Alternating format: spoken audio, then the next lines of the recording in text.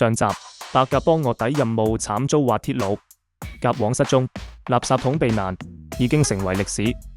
今集佢哋要挑戰史上最難任務，穿越鴿糞炸彈區，活着返嚟。藍妹，我啱啱俾毒絲擊中咗啊！唔好喐，等我測風向先。今日嘅任務係潛入白鴿幫總部，偷出機密粟米藏點地圖。但有樣嘢佢哋無法預計，頭頂一大群白鴿盤旋，地面佈滿一堆堆戰爭遺物。呢度根本就係史雷鎮。記住，行2set字形，唔好向上望，望上面好易中招。藍妹擁有備份 S 級技能，佢話鴿糞唔係隨機落，而係有規律嘅。呢堆好新，仲熱嘅，證明呢度係重火力投射區，唔好行咁近。我想返屋企啊！哎呀，我踩中咗。話咗你啦，鴿屎係有陷阱機關㗎。青檸正式進入中烏狀態，天降正義，白色風暴一發入魂。唔係啊，哇！救命啊！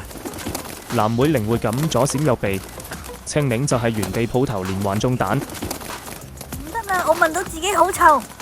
你已經超越咗自己，變成一嚿活體嘅屎。但呢啲都唔係最驚險，最驚險係下一秒，通風口突然有巨大白影衝出，原來係鴿王未死。你哋仲敢返嚟？對唔住，我哋只係想搵粟米地圖啫。唔使講嘢，我會搞掂。藍妹從羽毛底下拎出一粒金色粟米，吊高，全場鴿瞬間靜止。傳說中金粟米係白鴿幫至高聖物，見者都要跪。鴿王見狀，眼紅搶奪，場面混亂。青檸，走啦！你點解會有金粟米嘅？之前喺超市試食偷返嚟嘅。你真係最勁嘅鸚鵡啊！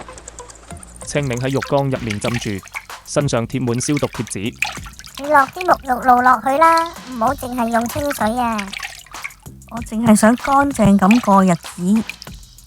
始終求生，粟米在望，鸚鵡雙雄，絕處求生。